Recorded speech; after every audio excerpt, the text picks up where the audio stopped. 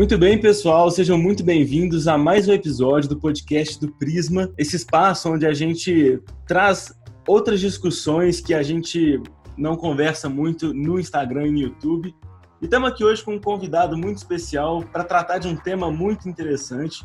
Mas antes de tudo, eu queria perguntar para ele como que pronuncia o nome dele. É David Heiker, David Ricker, Davi Heiker ou Davi Ricker? Maravilha, hein? Meu nome é David Heiker, né? Na raiz, mas a gente atende qualquer um aí. Pronunciei errado, então, eu acho. Na verdade, falando dos outros, eu falo certo, mas quando eu falo com você, eu te chamo de Davi. Mas tudo Ótimo. Bem. Meu sobrenome, Lucas Pegoraro, também é difícil, então eu sei como é, quando as pessoas te chamam de outro nome, não é fácil. Pessoal, eu estou muito empolgado com essa conversa. O David Heiker, para quem não conhece, é fundador, junto com sua esposa, Brena, do Ministério Ser, Sexualidade e Restauração. Ele também é vice-presidente do Êxodos Brasil e pastor da Central de Belo Horizonte. David, eu já estou confundindo. É um prazer enorme estar aqui com você. Você pode falar um pouco para a gente, contextualizar para a gente quem você é, como surgiu o seu interesse de se aprofundar em questões de sexualidade, como surgiu o ministério que você faz parte, o Ser, e qual é o trabalho de vocês? Então, eu comecei a trabalhar nesta área desde 2005, melhor dizendo, e foi uma coisa muito sem nenhum tipo de planejamento. Nós nunca imaginamos, minha esposa e eu nunca imaginamos, projetamos, planejamos trabalhar nessa área. A gente tem um testemunho pessoal com poucas assim grandes aventuras, né, no mundo da sexualidade, né, pesada.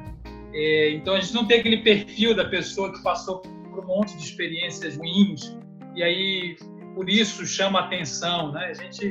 Eu mesmo fui crente a minha vida toda, desde criança, nunca desviei, estava lá na igreja, fiquei na igreja, toda na igreja. E até que um dia eu tinha a sensação de que eu fazia nada na igreja, apesar de tocar no louvor, pregar, dirigir culto, e toda semana 3 vezes na igreja, eu tinha a sensação que eu não saía do templo. E aí eu tinha uma ideia brilhante que nunca ninguém teve, que era levar sopa para morador de rua sexta-noite. Coisa completamente original e nova. E aí o que a gente fez foi isso, porque se você não fez isso, nem evangélico você pode se considerar, né? É verdade. E chegou lá, encontramos um grupo de travestis que estavam do outro lado da rua. Qual foi a nossa ideia? Nenhuma. Nada. Aconteceu nada. Por iniciativa própria. Aconteceu quando um travesti perguntou: tem também o café, a sopa, o lanche pra gente? Não, aqui. E aí foi que começou o ministério desse jeito. Eu nunca fui travesti, né?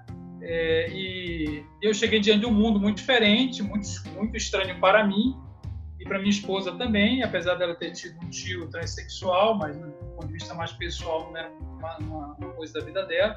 A gente se deparou com essa realidade urbana e a gente percebeu algumas coisas. A primeira é que a galera, a maioria vinha de igreja evangélica ou católica, então a galera que estava ali naquela zona de prostituição, né, que a gente considera, né, uma coisa bastante difícil, era de background cristão.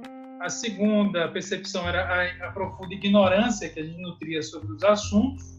Quando saía daquela bolha, assim, do quem eu vou namorar para casar, né, eu posso ou não posso transar antes de casar. Quando sai dessa pergunta, parece que fica um mundo inóspito, né? A sexualidade, o gênero, a orientação, identidade. Então, a nossa ignorância saltou aos olhos. Em terceiro lugar, se essa galera tentasse entrar nas nossas próprias igrejas, elas provavelmente teriam dificuldades devido à dificuldade pastoral ou dificuldade de levar da evangelização, né? Do acolhimento, dessa faceta assim, da sociedade. Então, isso nos levou a perceber essas lacunas, que não eram só nossas, e nos levou a buscar entendimento. Então, a gente começou a aprender com eles ali e foi buscar entendimento sobre esses assuntos. E outros ministérios já atuavam no Brasil e no mundo. Eles, pelo menos, aí datam da década de 70. Já tem várias iniciativas que tentam alcançar esses públicos, não só públicos ligados à homossexualidade, longe disso. O nosso ministério ele não é para pensar uma sexualidade apenas, ele é um ministério cujo objetivo, como você perguntou, é a capacitação da igreja para que ela possa lidar de maneira bíblica, né, responsável, equilibrada, com o tema, com os desafios contemporâneos da sexualidade humana. Muito legal, cara. E a gente vê realmente que esse é um tema que chama a atenção das pessoas, as pessoas querem ouvir sobre isso, é uma demanda grande na igreja, de necessidade da gente entender isso melhor. E, bem, hoje dentro desse tema existe muita coisa que a gente pode conversar sobre, mas hoje a gente vai falar sobre a teologia do corpo. É um tema muito interessante que você trouxe aí pra gente. E você pode falar pra gente o que é essa teologia do corpo? Eu confesso que para mim é novo esse termo, eu nunca ouvi assim, que o corpo tem uma teologia. Para mim também. Para mim também. Então, teologia do corpo, né? Parece uma novidade, mas na verdade não é. Teologia do corpo é basicamente a ideia de que o corpo, de uma maneira muito única, é capaz de tornar visível o que é invisível, o espiritual, né? O divino, e que ele foi criado com esse objetivo, como um sinal da transcendência, né? Então, foi criado para transferir para a realidade visível do mundo, né? A realidade do mundo, o mistério que existe oculto desde a eternidade, né? Quer dizer, a própria divindade. O corpo não é do jeito que é por acaso. O corpo não se constitui desta maneira, sexual, genital, os seus membros, o homem, a mulher, a masculinidade, a feminilidade, que são fenômenos corporais, também corporais, eles não estão dispostos da maneira que estão dispostos por um acidente ou pura construção social. Ele precede, inclusive, a ideia teológica de cultura. Ele tem a ver com a Gênesis, né? Com a criação e com a ideia de trazer para o visível a própria vida e o amor que já circulam na Trindade desde que, quer dizer, já circulam na Trindade desde que o mundo, quer dizer, que a eternidade é a eternidade, né? Que eu quero dizer que já existem na Trindade por toda a eternidade, porque não existe um início para a Trindade, né? Então, a ideia de corpo como sinal da imagem e semelhança de Deus, de uma maneira mais usual, que a gente costuma dizer, né? Se você considerar que o corpo é a imagem e semelhança de Deus, você está falando de uma teologia do corpo, quer dizer, ele aponta para a transcendência. Então, ao estudar o corpo, ao analisar o corpo, você não só encontra um envelope biológico do ego, uma concha para a psique. Você é possível encontrar neste corpo estudos sobre quem é Deus. Então, ele é um vestígio de quem é Deus. Portanto, se a gente se debruçar sobre o corpo, nós vamos encontrar o Criador.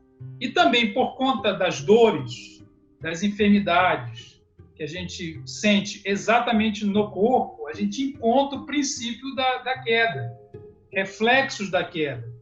Talvez os mais intestinais, né? Os mais viscerais, aqueles que o Tilenol resolve, às vezes, de maneira bastante paliativa, ou algum tipo de anestésico, eles são vividos no corpo. E além disto, a teologia do corpo, uma boa parte dela, é o estudo da própria encarnação de Deus, né? Então, Deus ele se torna corpo, como todos nós sabemos. Isso é um fato muito relevante dentro da teologia cristã, que difere das outras.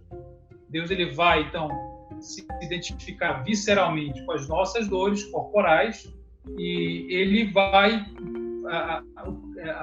o cristianismo se torna, então, uma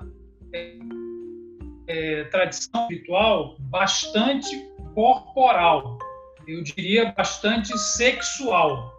Então, o cristianismo talvez seja aquela que leva mais a sério a importância divina do corpo.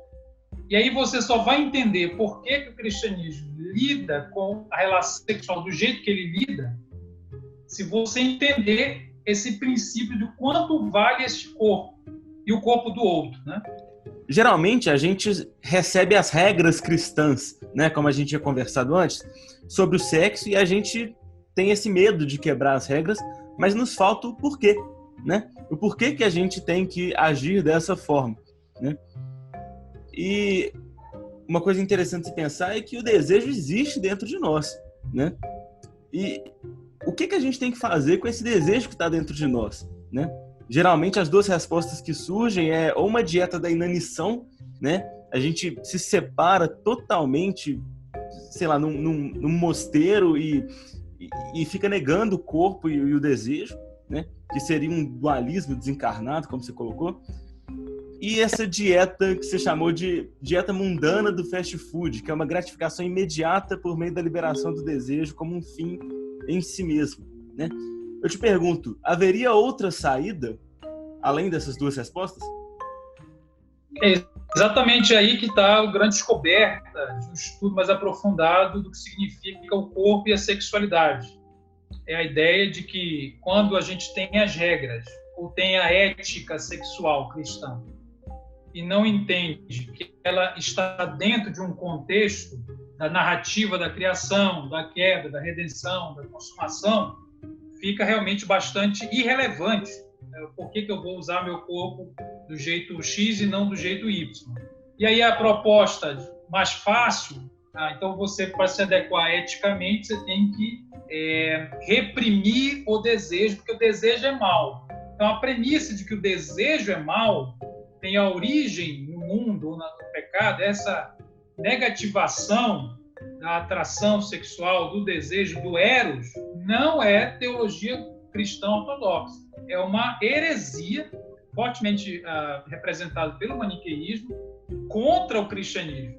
O cristianismo apresenta o desejo como um patrimônio concedido por Deus para que a gente possa administrá-lo.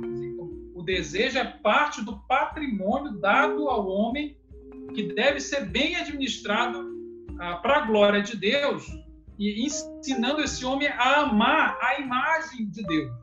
Então, a grande saída não é nem a inanição, é a negação ou a demonização do desejo. Isso seria desencarnar a pessoa. Então, você é um espírito, você é espiritual, portanto, você não deve... Você não foi feito para o prazer. Você foi feito para a negação do prazer. O prazer é mau. Isso é uma visão altamente anticristã. No cristianismo, na Bíblia, o homem foi criado para o deleite. As tradições protestantes, inclusive, falam que o propósito final do homem qual é? É desfrutar a Deus, gozá-lo eternamente, plena e eternamente.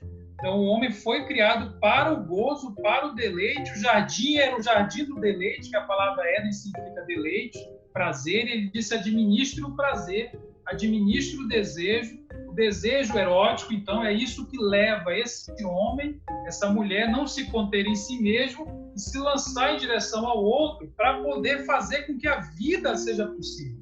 Então, Deus cria o desejo, cria o prazer. Não há nada de errado com essas coisas. É parte da estrutura da criação. Agora, evidentemente que mal administrados, eles se tornam em ídolos, eles se tornam em caricaturas e diminuem a experiência de prazer.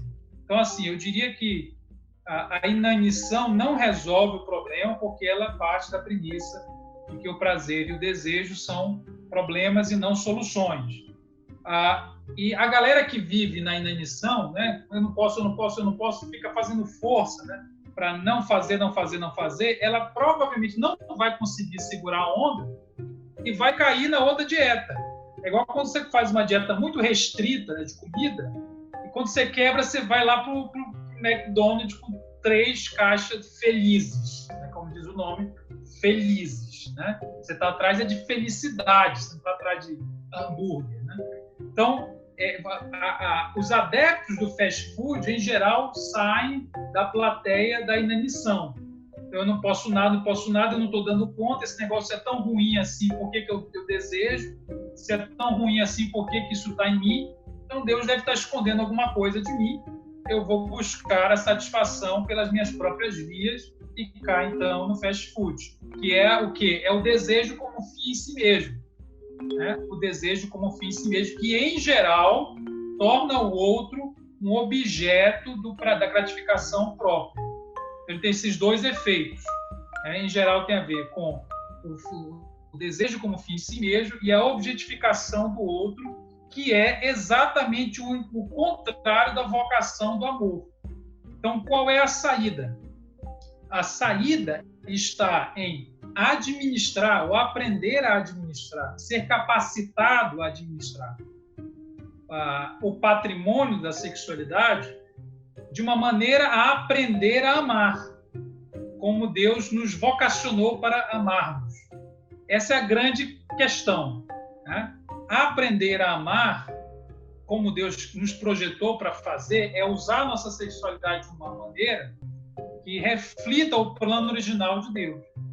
Qual era o plano original de Deus? Né? Era em pessoa, encontrava uma outra pessoa e estabelecia entre ambos uma união, na qual você ia experimentar um deleite, uma plenitude muito grande, né? Que não envolve apenas um orgasmo.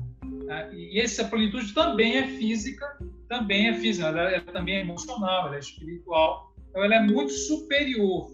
Tá? Então, o que eu posso dizer? Que a saída não é reprimir o desejo, a saída é redimir o desejo. O que é redimir? Redimir é reorientar, como diria o James Smith, ou reorganizar, né? Aquilo que não é mal em si, aquilo que pode estar sendo mal administrado, por causa, inclusive, da corrupção, da corruptibilidade do pecado, desde a sua origem. Eu sempre digo que você não precisa de uma maldição para você se dar mal, bastam as bênçãos mal administradas. Então, qualquer patrimônio mal administrado se torna muito mais eficiente de destruição do que qualquer tipo de maldição que venha a ter. E eu acho que esse fundamento, ele vai construindo uma identidade, um senso de responsabilidade em nós na administração do nosso corpo. Pensando aqui, isso envolve só a área sexual, essa teologia do corpo envolve só a área sexual ou envolve todas as áreas, vamos dizer, da nossa vida e do nosso corpo? Alimentação, sono, sem querer entrar tanto nessas questões, mas envolve todas essas áreas? Não, certamente envolve. É claro que a gente é sempre bastante temeroso, né, de falar de coisas como alimentação e sono, porque eu fico sempre com muito receio, reticente. Não fala contra o McDonald's. Porque não é fácil, não. Parece uma área banal, mas é muito complexa. Realmente, o cuidado integral do corpo é muito importante e passa por essas coisas. A Bíblia, inclusive nos Salmos, fala que o sono é uma dádiva de Deus, né? Deus faz dormir em paz e coloca o sono como essa experiência divina. E tem uma oração famosa, puritana, né, que fala que o sono é uma espécie de treino da morte, né, que nos lembra que a gente deita e meio que apaga. E é interessante essa ideia. Então, tudo isso também fala de uma espiritualidade. A comida fala de uma espiritualidade, porque, na verdade, o que nos tenta não é o sexo, a comida, ou o trabalho, ou seja lá o que for. O que nos tenta é uma busca por felicidade, satisfação e conforto. É isso que está por trás dessas coisas. Porque ninguém come só para nutrir o corpo, né? Nós comemos porque, além de nutrir, ele gera uma sensação de prazer, uma lógica de felicidade. E por isso que isso afeta tanto a nossa vida. Tem um filósofo famoso, o Kant, né? O Kant falava que a maneira como o nosso corpo era nutrido, se estava com fome ou não, isso influenciava o nosso apetite filosófico, o nosso espírito. E ele tinha razão. Por quê? Porque a comida, se a gente comesse apenas para nutrir, a gente usaria uma sonda na veia e, sei lá, não teria essa relação de prazer com a comida. Então, todos os atos ordinários do cotidiano, ele geralmente inclui uma dose de prazer, porque Deus criou a si mesmo. O prazer está espalhado na vida.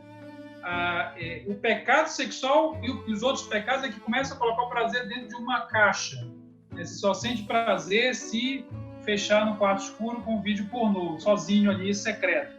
E o prazer, quando a gente conta o prazer de Deus, ele expande-se por toda a existência. Você começa a encontrar prazer em todo lugar. E esse que é a meta. Né? A meta é encontrar mais prazer. O mundo tem pouco prazer. O mundo, a luxúria, a lascívia, é uma redutora do prazer. Por mais escandalizante que isso possa parecer, é só você pensar, fazendo um paralelo que você trouxe, né?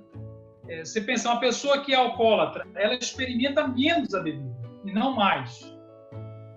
Porque se existir alguma coisa que a bebida poderia proporcionar, ela é completamente degradada por causa do excesso, né? Quando a gente come mal, a gente experimenta menos e não mais do potencial da alimentação. Então é a mesma coisa a sexualidade. A sexualidade, dentro da lógica da luxúria, qual é a lógica da luxúria? Basicamente é o uso do outro para satisfação imediata dos meus apetites.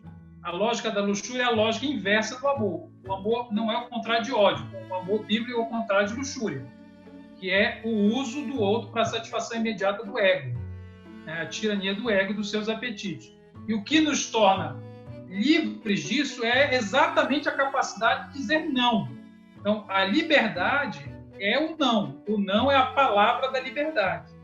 Porque o que difere Adão dos outros animais, quando ele dá nome aos animais, ele encontra a sua própria identidade como pessoa e não como apenas bicho. Ele não é só pó, como a onça, o elefante, o leão. Ele é pó, mas ele tem a liberdade de poder mediar suas vontades, escolher o que fazer com o desejo que tem. Portanto, aí ele encontra a situação de pessoa.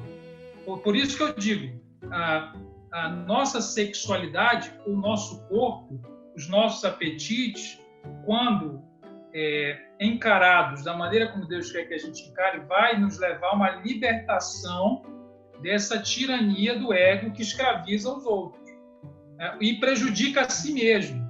Por quê? Voltando a falar da alimentação e das outras áreas. O outro efeito de uma vida completamente desregrada, e no sono, na comida, no sexo, qual é? É geralmente um adoecimento do corpo. Né? Geralmente é um adoecimento ou do corpo e do ser integral. Quando não é do corpo, é do espírito, porque a gente, com a tecnologia, consegue driblar um pouco as repercussões físicas, né? Mas, geralmente, você vai vendo um adoecimento social mesmo, em todos os sentidos, quando você não tem nenhum tipo de ética mais equilibrada. Então, pelo que eu estou entendendo, a teologia do corpo é um entendimento de que o meu corpo ele não é meu, ele necessita refletir a imagem de Deus, né? Eu estava pensando aqui, que aspectos de quem é Deus ou do Cristo revelado o meu corpo vai acabar refletindo? Em primeiro lugar, a questão da propriedade. Isso aqui é um tema muito fundamental. A quem pertence o corpo? Isso aqui parece banal, mas não é. Por que não é? Vamos lá. De fato, existem duas camadas. Primeiro, o corpo é meu? Eu poderia dizer que sim, em um sentido. Qual o sentido? Quando eu digo o corpo é meu, eu quero dizer que a pessoa, Davi, não é um espírito. Quer dizer, é um espírito encarnado. Então, a encarnação é condição sine qua non para a existência do humano. O humano é alguma coisa encarnada, desde sempre. Porque há uma unidade entre o espírito, ou não material, e o material. O problema é que a gente separa. É muito sério isso. Toda tentativa de separação dessa unidade não é cristã. Inclusive na cristologia. A cristologia tem as suas curvas complicadas exatamente porque ela é o Deus encarnado, né? É o encontro dessa natureza divina e natureza humana. E lá em 1 João, o apóstolo chega a dizer que aquele que nega a encarnação vem do diabo, que a obra do diabo é negar, é incapaz de afirmar a encarnação do verbo. Então, o corpo sou eu. Não é que o corpo é meu. O corpo sou eu. Você não tem um corpo. Você não tem qualquer corpo. Você tem o corpo. O seu corpo é parte da unidade que é você. Ontologicamente constitui você. Tanto é que se eu lhe der um tapa na cara, você não vai me levar aos tribunais como dano à propriedade. Você vai me levar como agressão à pessoa. O abuso sexual de um pedófilo à criança não é um abuso a alguma coisa que a criança possui ou provisoriamente administra. É abuso à constituição pessoal. Por quê? Porque, inclusive, teologicamente, ela é um espírito encarnado, é um não material encarnado.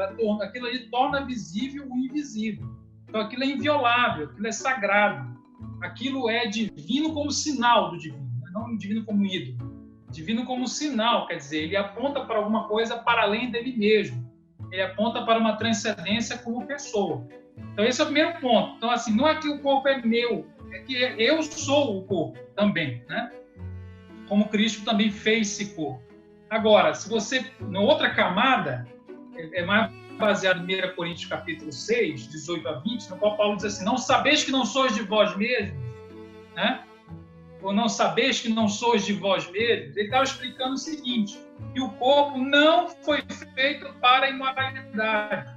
O corpo foi feito para a santidade, não é natural ao corpo o pecado, pelo contrário, e que esse corpo, o corpo era assim porque ele não pertencia meramente aos seres humanos, ele era um reflexo do Criador, né? Ele era um vestígio do Criador, um lapso mostrando o Criador. Ele era parte da revelação do Criador. Veja, então se eu olho para o corpo de alguém e quero o corpo de alguém, existe uma maneira de ter, né? E aí que está. Lá em 1 Coríntios capítulo 7 diz que quem casa tem o corpo do outro, né? E vice-versa, né? Ele fala abertamente assim, que o corpo de um cônjuge pertence ao outro. Então, como é que essa pessoa teve acesso ao corpo da outra pessoa? Levando a pessoa como um todo. A lógica do Novo Testamento é você não pode usar uma parte da pessoa sem levá-la como um todo, porque o amor é o caminho do encontro de duas pessoas, e não entre uma pessoa e o corpo da outra, como se fosse uma parte, uma casca, que eu vou dar uma aproveitada e descartar. Não há como descartar a pessoa, portanto, não há como descartar o corpo depois de uma usadazinha básica, né?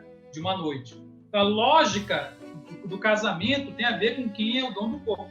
Para terminar, quando Davi adulterou, o profeta Natan conta uma história de um cara que roubou uma propriedade de um outro cara, né? Ele conta uma história sobre propriedade, né? Porque ele fala, um cara muito rico que tinha, porque Davi tinha muitas mulheres casadas com ele, e ele pega indevidamente. Então, o que é o adultério? O adultério e a cobiça é justamente focar no que eu não tenho, no que eu não sou, né? No que eu não sou. E é exatamente aí que está a raiz da cobiça e do adultério. Isso é muito doido. A gente fala muito aqui no Prisma sobre essa questão do dualismo e realmente, né, essa visão de que a espiritualidade não é algo corporal, ela está muito enraizada nessa visão dualista, né? A espiritualidade cristã, ela é extremamente corporal. Mais cedo a gente estava conversando também sobre esse assunto. Você falou sobre a Bíblia erótica, que isso é um pouco como é que fala? Escandalizante. Escandalizante. O que é isso? O que é Bíblia erótica? Então, só escandaliza se você não entendeu o que é erotismo, lógico, né? Porque você precisa classificar primeiro o que é o eros, né? Então, eu estou tomando como ponto de partida um conceito do eros teológico, né? Eu conheço mais da tradição católica, eu confesso, né? As minhas leituras são mais da tradição católica, mas ela é muito interessante e eu tenho certeza que tem muitos ecos na tradição protestante, certamente, no luteranismo, até porque o próprio Lutero considerava a castidade daqueles que casavam superior àqueles que ficavam no mosteiro, né, negando todos os desejos. Então, Lutero ele dá muita ênfase à questão do casamento, ele vai se casar depois, tal. Então, assim, o que eu estou chamando de eros? Eros, na verdade, é esse impulsionamento, essa atratividade que é divina, que é natural. Deus criou o ser humano para um encontrar o outro, para realizar o encontro da Trindade.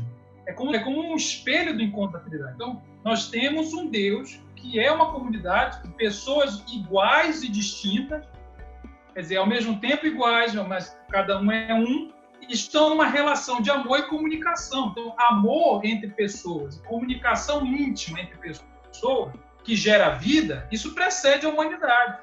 Tem um livro do Schaeffer, chamado Gênesis, Espaço e Tempo, ele defende exatamente essa tese, que amor e comunicação não são uma busca antropológica ou estreada na antropologia. É uma busca divina, quer dizer, é um fenômeno divino, amor e comunicação. E aí o homem, então, se vê erótico para refletir esse jogo de iguais e diferentes. Por isso que o masculino, teologicamente, biblicamente, é diferente do feminino. E, ao mesmo tempo, ele é igual ao feminino em alguns aspectos. Né? Gênesis capítulo 1, eu costumo dizer que enfoca, a narrativa da criação de Gênesis capítulo 1 enfoca a igualdade entre os dois sexos. Tudo que Deus diz a um, diz ao outro. Né? Passamos o homem, que era a humanidade geral, né? A macho e fêmea os criou, Deus abençoou, lhes disse, multiplicar a terra. Tudo isso é dito no plural. Né? Deus os abençoou. Então, ali, eles estão em igualdade. Gênesis 2, a narrativa fala da distinção, da diferença entre Adão e Eva.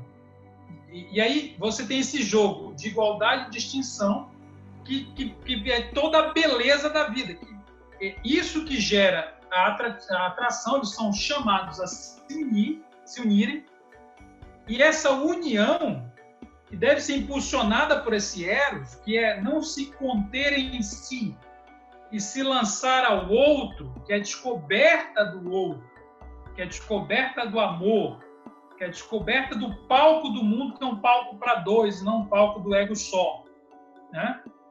Esse movimento, ele é completamente divino, é uma ordem de Deus, e ele gera natalidade. Nós somos seres natais. O que é isso? Seres que nascem.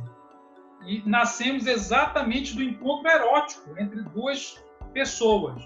Veja, se você pegar toda a sua genealogia, você é fruto do encontro sexual erótico de centenas de pessoas que, se alguém lá atrás não tivesse encontrado esse parceiro, você não existiria. Então, nós somos fruto de uma cadeia de encontros eróticos. Portanto, o Eros é fundamental para gerar a natalidade. Né? E o que a queda vai ocasionar? A queda é como se ela, entre aspas, né, evidentemente, ela separasse o Eros do ágape. Né? Então, você tem esse Eros, que é o desejo de encontro, divorciando-se do ágape, que é aquele amor que a gente considera sublime, incondicional, sacrificial, divino. Então, a queda é esse hiato, abismo entre o Eros e o ágape. Realmente, quando morre, Adão e Eva agora têm muita dificuldade de olhar para o outro da maneira como deveriam olhar. E aí surgem dois problemas. Ou Adão abandona Eva, não sexualmente, no sentido amplo, negligencia, ou ele invade. Né? Que esses dois movimentos são crônicos até hoje, frutos aí de muitos movimentos sociais, que a origem está na queda, a ideia de o ego que quer estar sozinho outra vez. Né? Então, eu imponho o meu ego sobre o outro, ou eu simplesmente negligencio passivamente a responsabilidade de cuidar do outro. Eu tenho medo do outro e sou um banana, né? Diante do outro. Né? E aí, então, quer dizer, o que eu quero dizer? A Bíblia é erótica nesse sentido. Ela mostra, primeiro, num plano, a busca incessante, apaixonada de um Deus pela sua noiva. É isso que é a narrativa da salvação. Alguns autores chamam mesmo de insensatez.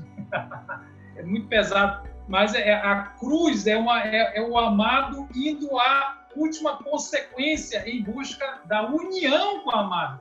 Porque Jesus não veio ditar uma linha teológica, ele veio se unir, ele veio se tornar um. E ele entregou tudo, né? Ele se desgastou completamente, é o que Tim Keller chamaria de Deus pródigo. Então, ele vai até as últimas consequências para se unir. Isso é um movimento erótico divino. E é o que o profeta Isaías também falou, e Oséias falaram, e o Cantares, lá, o Cântico dos Cânticos está falando, o que toda relação sexual aponta. Então, toda vez que um casal, num contexto de ágape, de comunhão, de casamento, de unidade, faz sexo, ele está anunciando uma verdade que transcende qualquer um de nós. A verdade é que houve um Deus que se tornou carne, deixou o pai, deixou o ventre da mãe para se unir com a sua esposa, né? E esse é o primeiro plano. E o segundo plano, os seres humanos, quando encontram uns aos outros, repetem esse mesmo ritual, digamos assim. Isso gera vida. Então, a Bíblia é erótica nesse sentido, porque ela estimula a geração da vida. Então, não tem nada a ver com... como é que eu posso dizer? Não tem nada a ver com o que a Bíblia fala de obscenidades. A Bíblia não é obscena. Obsceno é o contrário disso, né? Obsceno é você desencarnar a pessoa. É só olhar o corpo, desencarnar o sujeito. O que a pornografia faz? A pornografia é a desencarnação. É desencarnar. Por quê? Porque ao olhar a pornografia, você não quer saber quem é aquela pessoa. Você se satisfaz apenas no contorcionismo físico, na ginástica erótica que ela produz, para lhe satisfazer. Quer dizer, na pornografia tem tudo menos pessoa. Então o mundo ele despersonifica. E a gente, no cristianismo, pelo contrário. Cara, isso é muito legal.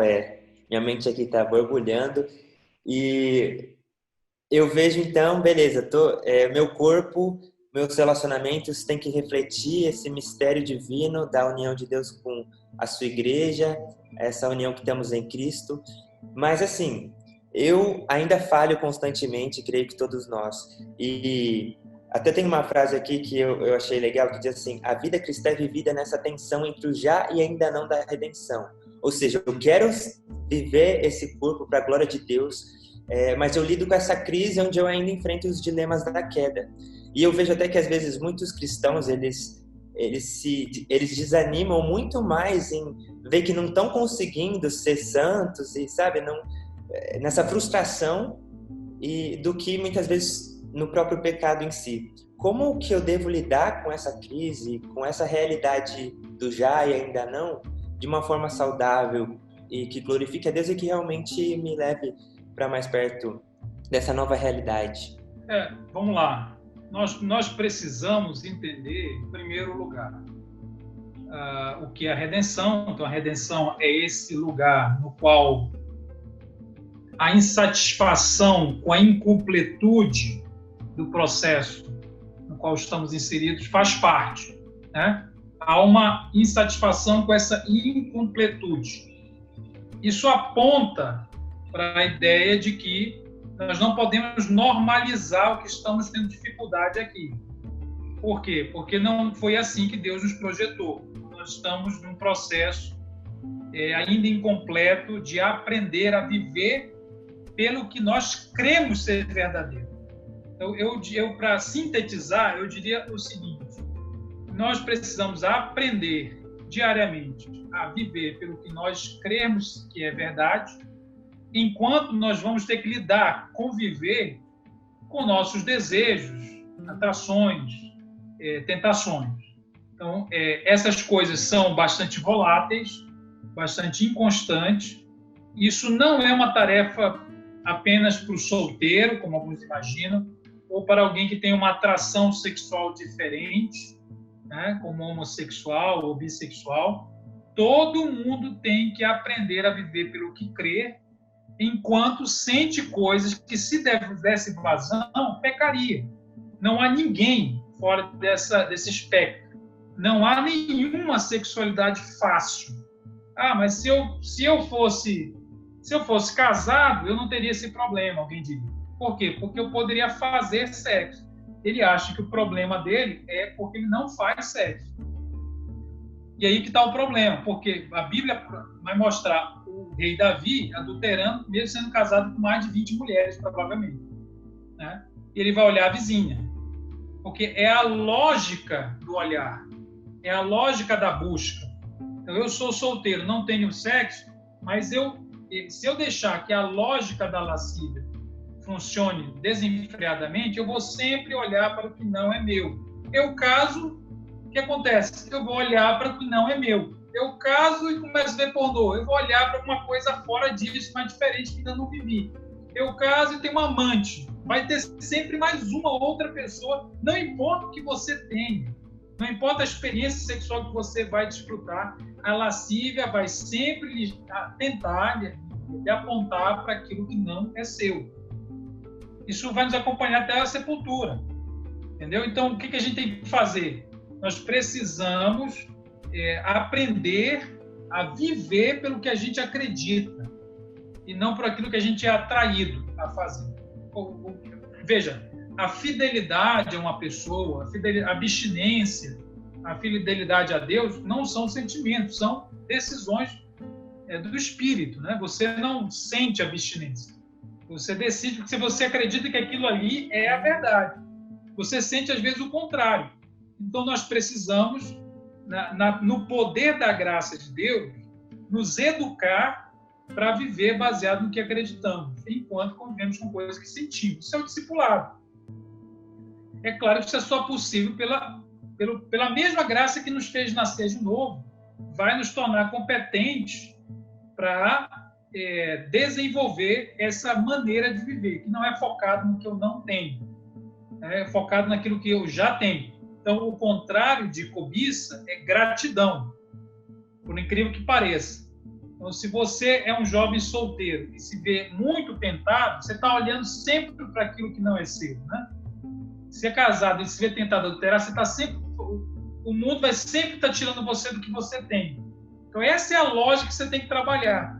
E aí, por último, a gente tem que entender que os pecados na sexualidade, eles não são nossos maiores pecados, por incrível que pareça também.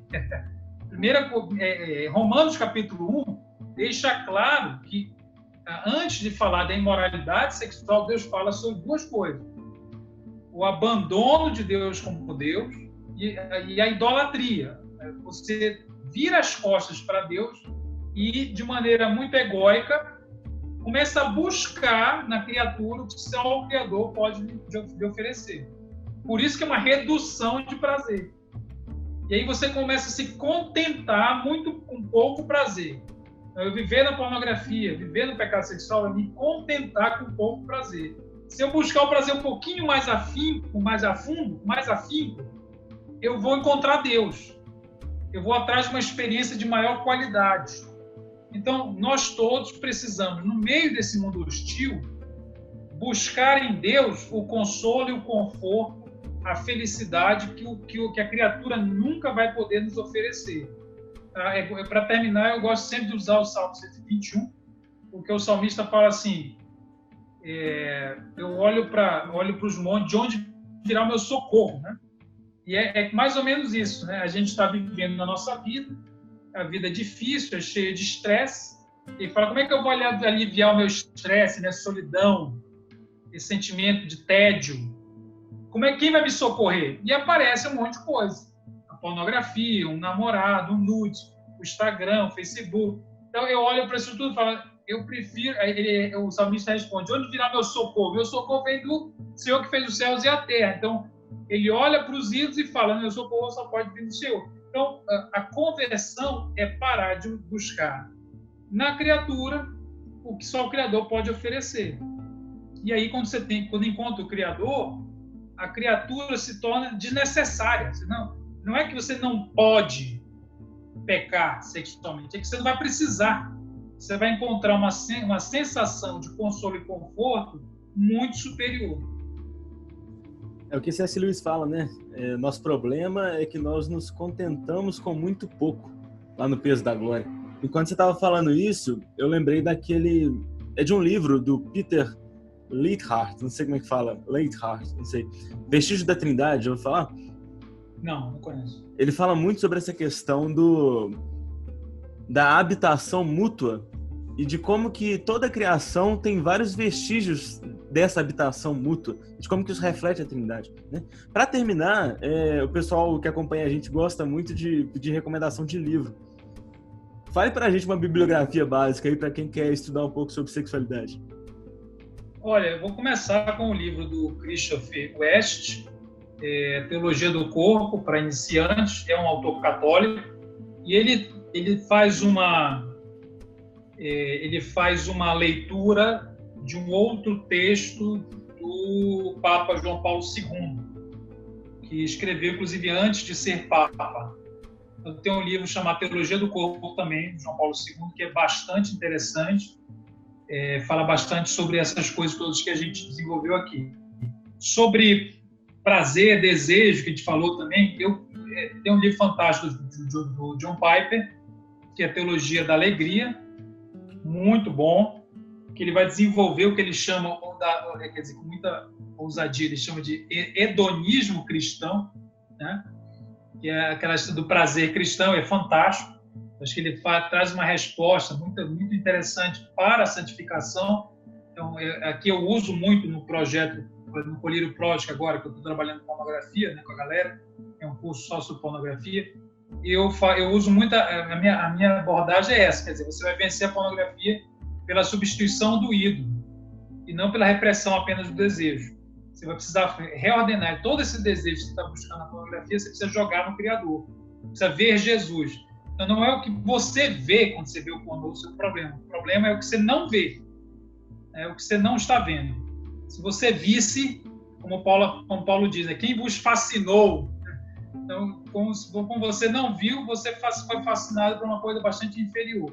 Então, o John Piper trabalha essa linha, Teologia da Alegria, e acho que, deixa eu ver, meu Deus, tem o Peter Jones também, que é Deus do Sexo, um livro do Peter Jones chamado Deus do Sexo. Acho que esse tem um milhão de outras coisas, mas esse aí já fica bom para a gente começar. David, só uma coisa, você falou aí da teologia do John Piper, né? Muito legal, eu lembro de uma frase, não acho que é dele, mas eu acho que resume, muito legal, que a gente está correndo atrás de goteira, muitas vezes, enquanto Jesus é a cachoeira, ele é a fonte das águas vivas, né?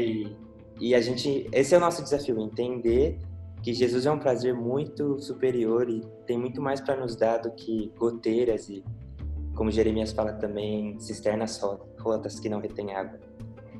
Jesus é o cara que ele é a fonte que senta do lado do poço para encontrar a mulher samaritana, né? O poço que ela ficava tirando água. Então, ele não é só a fonte, ele é a fonte ambulante que senta do lado dos nossos poços que não funcionam para nos encontrar. Então, no desespero dos poços, dos falsos infinitos, né? Dos falsos deuses, no desespero desses lugares, Jesus se instala ao meio-dia, quando ninguém está vendo, e a gente acaba encontrando a ele. E ele que vai dizer, me dá de beber. Quer dizer, você consegue usar isso aí para me dar de beber? A gente fala, não tem como. Pois é, então eu sou alguma coisa bastante superior. E essa que é a história da salvação. Minha cabeça deve ter explodido umas 10 vezes aqui. Pessoal, assim nós encerramos esse episódio de hoje. David, você quer falar mais alguma coisa? Não, mano, estamos de boa. Obrigado pela participação aqui, foi fantástico. Tem um monte de coisa mais para falar, mas é muito doido, assim, é muita coisa boa. Pessoal, acompanhem o David no Instagram dele. É David_Hiker? Como é que é? É David_Hiker, né? Escreve com I, R-I-K-E-E. Isso mesmo, escreve com I. Ele sempre está tendo aulas falando sobre sexualidade, lançando cursos, tem o Colírio Project também. Então, assim, recomendo muitíssimo vocês acompanharem ele e também, de vez em quando, posta uns poemas. O cara também é poeta. Então, assim, de verdade. O cara é meu autor contemporâneo favorito. Sem brincadeira. Meu Deus, essa é uma responsabilidade muito forte.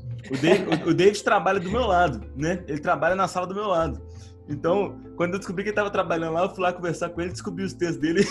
Eu fiquei, meu Deus, gente, o que é isso daqui? Nossa, que textos sensacionais. Enfim, David, foi um prazer ter chamado você aqui para participar. Que conversa sensacional. E pessoal que está escutando a gente, se sua cabeça também explodiu com essa conversa, compartilhe aí com seus amigos. Vamos espalhar essa mensagem, porque eu achei isso fantástico. Demorou? E comentem com a gente outros temas que vocês gostariam de ouvir aqui, que a gente vai tentar trazer para vocês esse conteúdo aí que a gente acredita que é relevante e pode edificar vocês. Tá? Então é isso, gente. Muito obrigado por terem escutado até aqui e orem por nós. Grande abraço. Valeu, galera. Muito obrigado pela presença de vocês. E, David, muito obrigado. Também aqui foi uma experiência muito boa ouvir você e que a gente continue cada vez mais sendo conduzido para mais perto de Cristo. Amém. Maravilha, hein? Muito bom. Valeu, obrigado.